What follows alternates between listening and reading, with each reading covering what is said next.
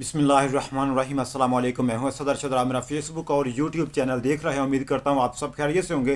नाज़रीन कराम, supreme court of Pakistan के जजेस ने, 3 जजेस ने जस्टिस अमीनुद्दीन खान को यानी कि आइनी बेंच के सरबराह को ख़त लिखा है। अपने ख़त में उन्होंने क्या कहा है, ये बड़ी खबर है, आपके सामने रखूँगा। इसके अलावा इमरान खान ने 190 मिलियन पाउंड केस से मुतल्लक, इमरान खान ने मुज़ाकरात से मुतल्लक, इमरान खान ने बुशरा बेबी से मुतल्लक और इमरान खान ने मौजूदा हुकूमत से मुतल्लक बड़ा अहम बयान जो है वो जारी किया है अपने एक्स के अकाउंट के ऊपर। वो आपके सामने रखूँगा। इसके अलावा कुछ दीगर अहम खबरें हैं जो आपके सामने रखनी है। तो आगे बढ़ने से पहले एक छोटी सी गुजारिश है कि इस वीडियो को लाइक कर दें, चैनल को सब्सक्राइब करें और कमेंट बॉक्स में पाकिस्तान जिंदाबाद ज़रूर लिखें। नाज़रीन किराम, सबसे पहले आपको बता दूं कि इमरान खान ने जो अपने बयान में कहा है, इमरान खान ने कहा है कि ये मुझ पर जितने मर्जी मुकदमात बना लें। इमरान खान के ऊपर अब तक 200 से ज़्यादा मुकदमात बनाए जा चुके हैं।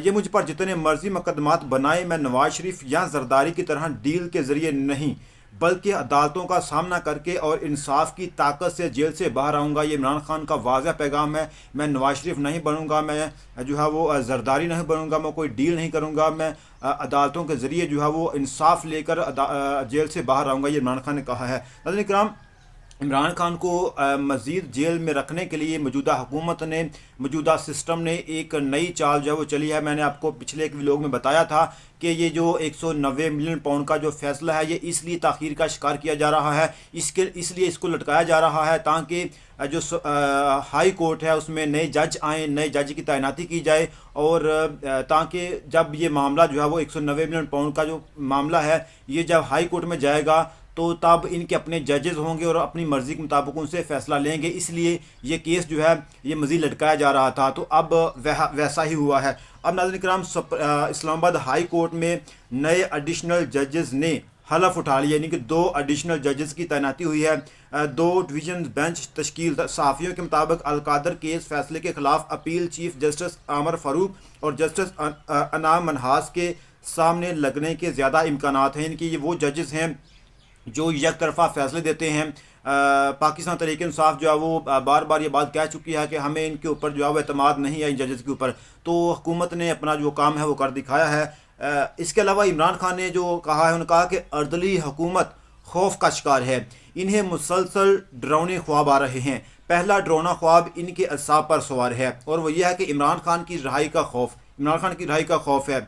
दूसरा डरावना ख्वाब ये है कि कहीं फार्म 47 का कच्चा चट्टा ना खुल जाए। फार्म 47 की मौजूदा हुकूमत है, ये रेत की दीवार की तरह हुकूमत खड़ी है, ये किसी भी वक्त गिर सकती है। इनको इस बात का खौफ है और इसी खौफ की वजह से ये अदालतों में अपने जजेस बिठा रहे हैं, अदालतों से एक तरफा फैसले ले रहे हैं और इन्होंने इसी वजह से जो 26वीं आइनी तरमीम थी वो करवाई थी और नया आइनी बेंच बनाया था। उस आइनी बेंच ने भी अब जो है अपना काम करना शुरू कर दिया है और जो सुप्रीम कोर्ट ऑफ पाकिस्तान के जस्टिस यहिया अफरीदी हैं वो भी अब खुलकर सामने आए हैं और वो भी हुकूमत की साइड ले रहे हैं। इंसाफ जो है वो नहीं हो रहा। इसके अलावा इमरान खान ने कहा कि खौफ के बदौलत इन्होंने मुझे एक ऐसे बेज़मीर जज से सज़ा दिलवाई जिसे खुद सुप्रीम कोर्ट ने 2004 में अदालती खिदमात के लिए नाअहल करार दिया था। यानी कि जिस जज ने, जस्टिस नासिर राना, जिन्होंने इमरान खान को 190 मिलियन पाउंड केस में सज़ा सुनाई है, वो खुद नाअहल रहे हैं। 2004 में उनको नाअहल करार दिया गया था। तो एक नाअहल जज को बिठाकर इमरान खान को 14 साल और बुशरा बीबी को 7 साल की सज़ा जो है वो दिलवाई गई है, फैसला लिख कर दिया गया है। इसके अलावा इमरान खान ने मज़ीद कहा कि इनसे डील पर मैं जेल में रहने को तरजीह दूंगा। यानी कि उन्होंने कहा कि मैं इनसे किसी किस्म की कोई डील नहीं करूंगा, मैं जेल में रहना पसंद कर लूँगा। मेरे एक मुकदमात पर रिहाई का हुकूमत या किसी दूसरे से होने वाले मुज़ाकरात से कोई तल्लक नहीं है। यानी कि उन्होंने कहा कि मेरी रिहाई का जो तल्लक है वो मुज़ाकरात से या फिर किसी और मामले से नहीं है। मैं जो रहा हूँगा तो अदालती फ़ैसलों, अदालती इंसाफ से रहा हूँगा। अगर मुज़ाकरात का अमल सबूताज होता है तो इसकी वजह हुकूमत की गैर संजीदगी और जुडिशल कमीशन का क़याम ना करना होगा। यानी कि पाकिस्तान तहरीक इंसाफ ने अपने जो मुतालबात रखे हैं, नंबर 1 9 मई और नंबर 2 26 नवंबर के ऊपर एक जुडिशल कमीशन बनाया जाए और ये 7 दिन के अंदर बनाया जाए। अगर इमरान खान ने कहा कि अगर 7 दिन के अंदर ये जुडिशल कमीशन नहीं बनाते हैं तो मुज़ाकरात जो हैं वो आगे नहीं बढ़ सकते। जो चौथी मीटिंग है वो हुकूमत के साथ नहीं होगी मुज़ाकरात के हवाले से।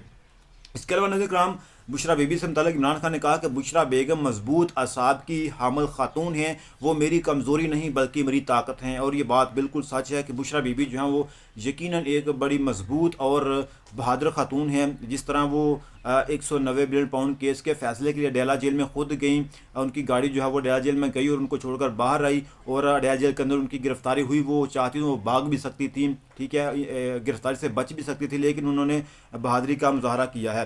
اس کے علاوہ ناظرین کرام آپ آگے آ جائیں، ایک اور اہم خبر ہے کہ عمران خان اور بشرا بیبی نے 190 ملین پاؤنڈ کیس میں اپیل دائر کرنے کے لیے وکالت نامے پر دستخط کر دیے ہیں، یعنی کہ یہ جو سزا سنائی گئی ہے عمران خان کو اور بشرا بیبی کو، اس معاملے کو اب ہائی کورٹ میں لے جانے کے لیے وکالت نامے پر دستخط کر دیے گئے ہیں۔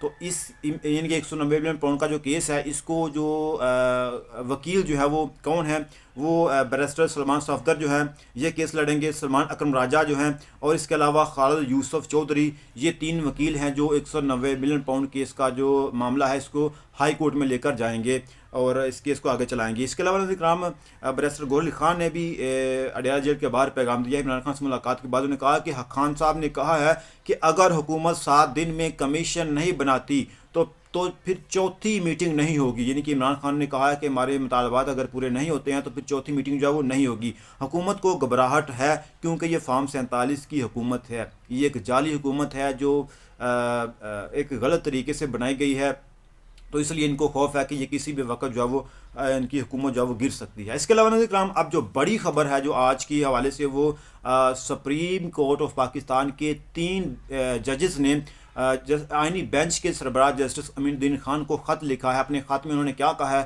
مکمل تفصیل آپ کے سامنے رکھنے جا رہا ہوں۔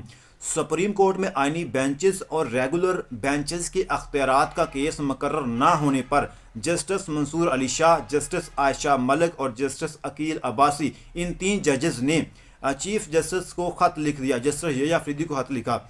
ذرائع کے مطابق تینوں ججز نے جسٹس امین الدین خان کو بھی خط لکھا، یعنی کہ جو آئینی بینچ کا سربراہ ہے اس کو بھی خط لکھا ہے۔ خط میں کہا گیا ہے کہ جسٹس عقیل عباسی کو 16 جنوری کو بینچ میں شامل کیا گیا۔ Justice Aqeel Abbasi Sindh high court میں کیس سن چکے ہیں۔ 20 جنوری کو کیس سماعت کے لیے فکس نہ ہونے کی خط میں شکایت کی گئی۔ خط میں پریکٹس اینڈ پروسیجر کمیٹی کے 17 جنوری کو ہونے والے اجلاس کا ذکر بھی کیا گیا ہے۔